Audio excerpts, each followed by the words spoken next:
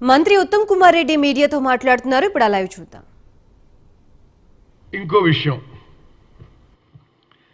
మరి ఏదో మేము గొప్ప గొన్నం అది ఇదని అంటున్నాడు.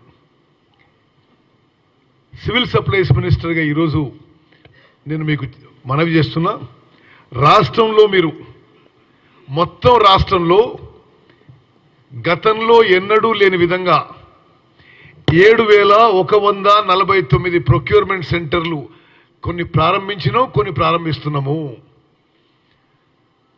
రైతులు పండించిన ప్రతి గింజని ఎంఎస్పికి కొనుగోలు చేయబోతున్నాము. రైతులు పండించిన ధాన్యాన్ని